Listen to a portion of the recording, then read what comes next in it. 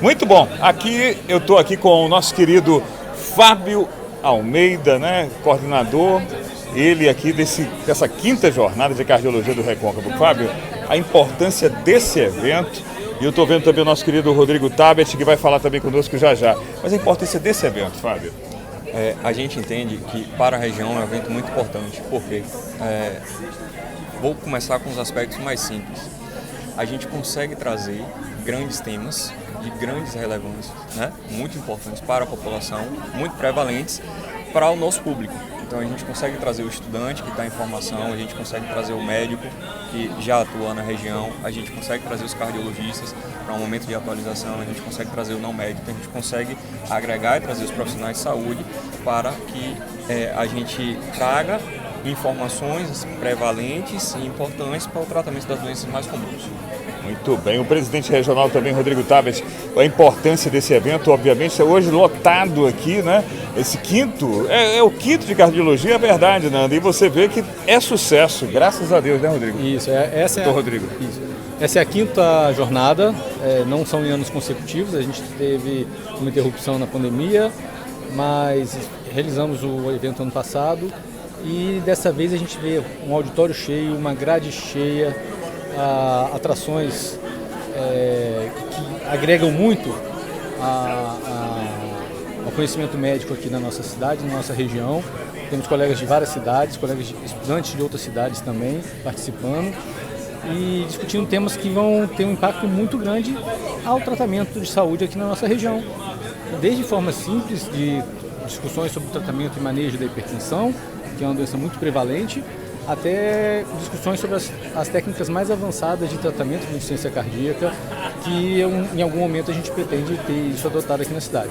E um fato importante, a gente teve uma participação da CESAB, uma solicitação da CESAB, onde a gente abordou um tema que é a trombólise do infarto e do AVC, né, o ataque isquêmico, o acidente vascular cerebral, buscando ser o embrião para se formar na nossa região um mecanismo de assistência que a gente já vê em Salvador, onde você tem uma centralização do atendimento desses pacientes, com acompanhamento de especialistas, com direcionamento dos casos, porque aí a gente vai passar a ter um resultado muito melhor do tratamento do infarto e do AVC. Então isso não vai começar agora, claro, mas é o embrião. Claro. Né? Já tem o início, né, doutor Rodrigo? Sim. Você tem aqui na cidade o Hospital INCAR, da rede privada, e tem o Hospital Regional, da rede pública. São hospitais que têm condições de tratar essas condições seguindo todos os protocolos internacionais, tanto para o infarto quanto para o AVC. Porém, nas cidades da região, a gente não tem isso ainda. A implantação do tratamento para o infarto é bem mais simples. Né? Não depende de tanta... como no caso do AVC, o AVC precisa de uma tomografia, ou pelo menos uma tomografia rápida. Isso é um limitador. O tratamento da abordagem do infarto, você basicamente precisa de um eletrocardiograma, alguém que interprete, isso pode ser feito por telemedicina, e a medicação, essa sim é um pouco mais complexo, mas mesmo assim não é nada inviável. Então isso aqui pode estar sendo um embrião de algo na frente que vai ter um impacto muito grande, uma redução da mortalidade do infarto e do AVC na nossa região e não só a morte, mas a redução das sequelas da insuficiência cardíaca, de um paciente que passa a ser acamado, restrito ao leito. Então, isso você vê que vão ser frutos que nós vamos colher mais para frente. Tá? E quando você vê os profissionais de saúde, não só médicos, tem os profissionais não médicos, das outras cidades e os estudantes da região, que em grande parte acabam fixando moradia por aqui, acabam sendo os médicos que vão ser os responsáveis pelo atendimento nas unidades básicas, nas emergências, participando disso, se preparando para isso. Então pode ser que a gente veja coisas muito boas frutificarem dessa jornada nos próximos anos. Muito bem. Aqui, todos os dois médicos, eu queria, aproveitando a oportunidade que você falou isso, hoje nas redes sociais, o que mais se comenta, viu? Fábio, Rodrigo, doutor Fábio, doutor Rodrigo, é a questão da coenzima Q10, do ômega 3, né, da creatina, do magnésio. O que é que de fato isso pode melhorar ou não o coração do indivíduo? Tem muita propaganda ou é verdade? Eu nunca vi tanto se falar isso nos últimos meses. O que você poderia comentar sobre esse assunto? Cara, você foi de um extremo ao outro, então vamos dizer aqui. Creatina talvez seja um suplemento seguro, né? Não mostrou aumento de disfunção renal. A maioria das pessoas podem tomar, a grande questão é se precisam. Então isso requer uma avaliação correta, normalmente a avaliação nutricional. O ganho de performance foi, dos suplementos, foi o que mais teve ganho de performance em atletas. Então, a gente está falando aqui para a população geral, então dificilmente a população geral precisará desse suplemento de forma rotineira. A maioria das pessoas podem tomar, a questão é se precisa. Ômega 3, de maneira geral, em linhas gerais, não existe benefício Não? Não. De maneira geral, não existe benefício na prevenção de desfechos duros. O que são desfechos duros? AVC e infarto, tá? Então, de tudo que foi estudado com as melhores evidências, não existem dados que corroborem o uso rotineiro do ômega 3 na prevenção de AVC e infarto. Para isso é muito bem estabelecido, tá?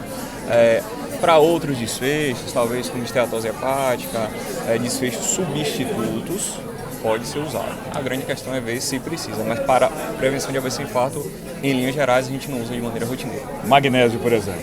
Também não.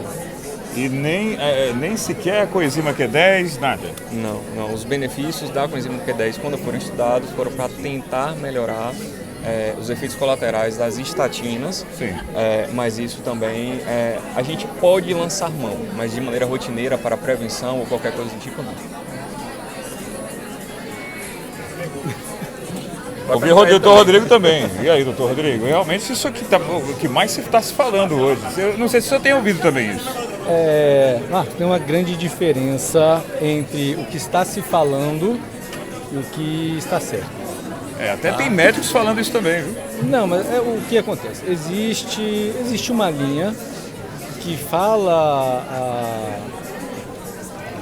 sobre algumas substâncias, sobre alguns tratamentos, sobre algumas medicações e extrapola alguns resultados de estudos pequenos ou ignora os estudos que foram com resultados ruins e valoriza apenas estudos com resultados bons.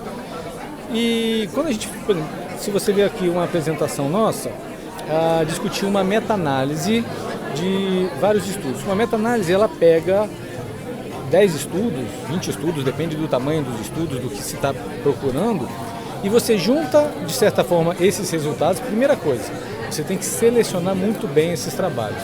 Você tem que ver se a metodologia deles é adequada, se foi realmente bem acompanhado, se foi comparado um grupo que fazia tratamento, um grupo que não estava fazendo tratamento, estava tomando um placebo, uma pílula sem efeito. Sim. Só para a gente poder comparar, para o paciente não saber se ele está tomando ou não. Certo. E nem o médico às vezes sabe, dependendo do tipo de estudo, se houve intervenção ou não. E aí você pega estudos robustos com 1.000 pacientes, 10.000 pacientes, um grupo de controle e um grupo de tratamento, e você faz uma comparação. Às vezes você tem um resultado que é positivo, fala, olha, o que você procurava realmente existe, às vezes não. Mas às vezes o resultado é meio duvidoso. Quando você faz essa meta-análise, você pega vários estudos como esse, que seguem mais ou menos a mesma metodologia, buscam o mesmo resultado, buscam a mesma pergunta, você responder a mesma pergunta, na verdade. Quando você faz um estudo, você não está buscando um resultado, você busca uma resposta a uma pergunta. Então, se você faz um trabalho para buscar uma resposta a uma pergunta, por exemplo, estatina vai reduzir o meu risco cardiovascular num paciente que tem diabetes, hipertensão e tem um LDL alto? Isso é uma pergunta. Em algum momento lá no passado existiu essa dúvida, foi testado e foi comprovado que sim. Certo? Foi comprovado que sim. E aí você tem vários trabalhos, digamos que você pega 20 trabalhos, a maioria vai ter resultado positivo, alguns têm resultado neutro, e você junta isso e faz um ensaio clínico randomizado. Então você escolheu bons trabalhos que foram bem elaborados, com volume grande de pacientes, e junta e compara. E aí você tem uma resposta muito mais precisa, segura.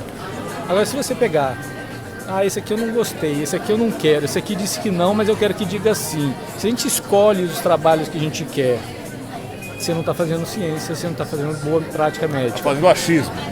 Não é nem achismo. Achismo é você chutar. Aí você já está fazendo uma coisa que pode ser mal intencionada. Certo. Você querer dizer que alguma terapia faz bem, sendo que você não pode provar isso, você não pode comprovar isso. Você tem que tratar o paciente com algo que faça bem para ele. Claro. Algo que não faça nada ou algo que faça mal não deve fazer parte do seu tratamento. Então, um problema a gente tem hoje é que a gente tem as mídias sociais são muito atrativas. Tem colegas tem médicos que fazem a sua vida em mídias sociais. Não que estão errados, eles podem se divulgar, se promover, se apresentar, mostrar seu trabalho, não tem nada de errado nisso. Porém, o paciente, o leigo, a pessoa que está em casa, ele não sabe diferenciar o que está sendo feito de forma correta e o que está sendo feito de forma errada. Ele vai muitas vezes pela aparência, algo que foi bonito, está uma boa apresentação, falou bem e disse que salva e que é barato. E a pessoa acredita nisso. E você desmistificar isso no consultório é muito difícil. Essa fala que o Fábio teve aqui, a gente tem todo dia no consultório e é até desgastante às vezes você tentar convencer a um paciente que alguma coisa que foi oferecido para ele ou que ele viu na internet não é o melhor, não é o mais adequado, né? E, inclusive pode lhe causar dano. Muitas vezes você vê pacientes que interrompem tratamento para seguir alguma orientação de internet.